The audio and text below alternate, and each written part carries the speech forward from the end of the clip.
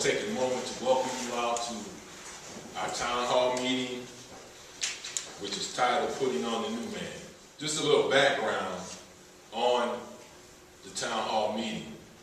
The title, Putting on the New Man, comes from a lecture actually done by the Honorable Louis Farrakhan back in August 2010. And in that lecture that he gave, he raised some issues that I think we should be reflecting on as individuals and also as a community. Because when we look at what's going on in the world today, we know things aren't really looking that good, are they? There's a lot of confusion going on right now. A lot of things happen that don't make sense. When you have a world of over 130 nations, you know, those 130, approximately 70% are involved in some type of conflict. Either a war or a scrimmage or something going on the planet Earth. That should let you know that something's not right. Something's not happening. There's something about man that is causing them to lead a life that don't bring about peace. I just wanted to give a little context to why we have this town hall meeting. We have the town hall meeting so hopefully we can move out on a new line of thinking. We can become aware of new ideas, or we can look at what we need to do in order for us to advance ourselves, really in order for us to survive. So we got some brothers here who I know I have a lot of respect and admiration for, because each of them, in their own way, has proven to have something to offer the community, something beneficial, some enlightenment, if you will, to offer the community. And I know that because I've heard them, seen them, watched them, studied them on some level, and know that they have something to offer. So let me introduce our panel for today. Closest to me is Brother Sincere, AKA Sincere. Brother is an entrepreneur, right? He's the founder of Mic Club, and he also has a business, Royal House Inc. So let's give Brother Sincere a hand.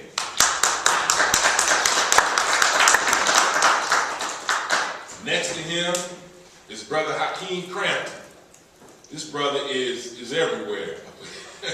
Every time I look on Facebook, he's somewhere new, doing his thing. I love the way he ends his post on Facebook. After he dropped knowledge on you, he said, "Let there be light." He's also the author of the book, Let There Be Light. So, you know, after the day, you need to go to the bookstore so you can get some light. And let's support our brother, Brother Hakim Crampton. Let's give him a hand. Him is Brother Victor. Brother Victor and I go back a few years.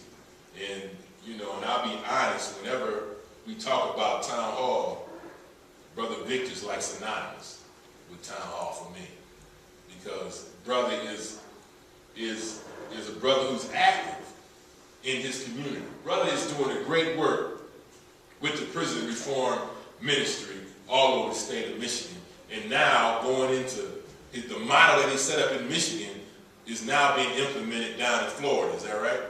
And really the whole in the Caribbean and in other areas, you know, the Central and South America, down up in there. So brother's work speaks for itself. And let's give Brother Victor a hand.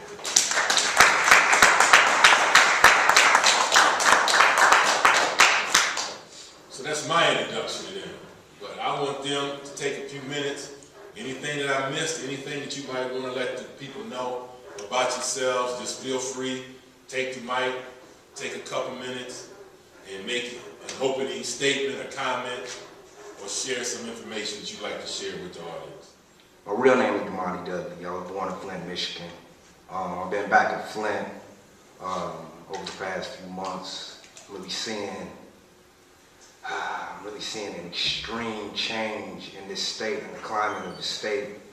You know, Flint has always been bad, so that's one of my biggest motivation and everything is what goes on back home and in my community and everything. Because I see these little brothers that are going down the same path that some of these cats that I grew up with, that are my next door neighbors, that, you know, who I was friends with.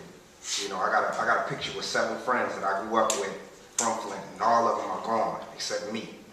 I'm still here. So I feel like I would just be doing them a disservice and everything by not coming here and just trying to spread some type of word of unity, which is what they didn't have. I see young hip-hop community here, the R&B community, the poetry community, just the urban community in general. There's a lot of talent, and I'm just trying to, you know, just be a part of that movement to push it, let it bloom, you know. And hopefully these cats stay out the street and realize they're creative. And I appreciate this opportunity to be on this panel. And I openly accept the responsibility of putting on the new man. I think the reason I'm here and what I have to offer really pinpoints to the topic here and the problem that we find in our communities, and specifically the African American community, the Black community, in relation to the world community. And I think the problem with us begins with us not realizing where we fit in the world community as a whole, because we have a problem understanding where we fit in within our own life and community right here in America. Accepting the responsibility to build our community is a task of every man, and particularly young men like myself that have previously been what we would term at-risk youth out here in these streets. People like myself that have been through that at-riskness and have accepted the responsibility to change and make a difference. It becomes a responsibility to then not only accept the responsibility, but to act on the responsibility. And the thing that I do in life, in my struggle, with my spoken word poetry, with my writing, with my music, with my public presentations, is to act on accepting the responsibility. And this is my motto, to accept the responsibility. We got a lot of work in front of us. Our youth are they're in tremendous turmoil right now, and I think that we don't understand the gravity, you know, as a community, because we kind of live our lives blindfolded to the realities, and we just look at them as they unfold on the news, and we try to live a blind eye to the realities of the problems within our community. And until we accept responsibility and become actively involved, you know, with these issues and addressing these issues, then these problems will continue to persist. And it's town hall meetings like this is where we continue to mobilize from the grassroots on up, and this is where it begins. And so this is where our responsibility begins. Assalamu alaikum. What I bring, since I'm so much younger than these other 2 guys, I bring my youth and vitality. No, I'm kidding. In the work that I do, it's very hurtful, because as I get older in it, I look at the inmates getting younger, and they're passing laws that are governing us while we're asleep.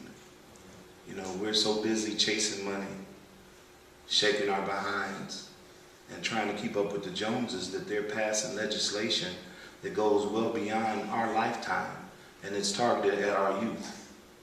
You know, you heard about the 12-year-old white girl who broke into a neighbor's home, stole a gun, then tried to rob a store. And they were going to try her as a juvenile, and they eventually just dropped the charges altogether.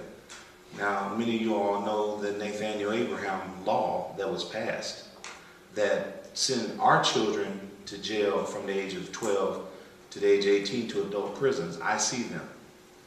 How is it that this woman commits 2 felony crimes and they get dismissed while we're asleep? We're so busy. We know when Jay-Z's next album is coming out. You know, we know when this next concert is coming, but we don't know those laws that are governed for the sole purpose of getting our children into slave labor. And we've got to wake up as a family and as a community in this forum such as these that give us an opportunity to come together. You know, the problem is they've always tried to keep us apart. And they have branded us hip-hop community. So it's just a matter of what the generation is, but we have to look at each other for what we really are. We're not separated, you know, this is a Muslim thing. I know not everyone in here is Muslim. But the bottom line is, when I go to prison, I've yet to run into anyone who's incarcerated for their religion. We just heard some talk about the so-called hip-hop generation. And that always seems to be the focus when I talk to people about town hall concept. We're going to put in on the new man. The first thing people say is, y'all need to get them young people straight. Y'all need to do something about this hip-hop music. That's what's driving people crazy. That's what's got our young people acting a fool. It's in the music. And I guess I'm going to start out the whole thing with the question, do you agree with that? And what effect does music have on our young people? First, I'm going to say this. From my own personal experience and observation, music has a definitive effect on the life and culture of a people.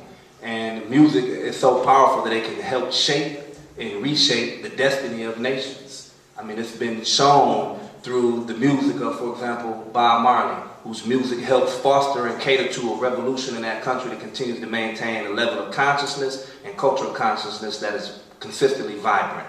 It exists within Africa, the musical vibe and the musical culture. My point is that it has an effect.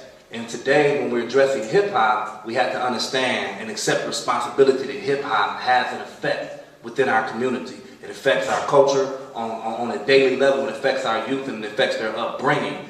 The point is that what are we going to do as concerned parents, as people involved with helping shape and build our communities? What are we going to do about making sure that hip-hop is properly represented and then being disseminated effectively to our children without it being controlled by someone else? Because we understand there's always a control factor. Someone always wants to control something that has power to influence others. So we understand that within music, within hip-hop, there's also a power factor that we're up against.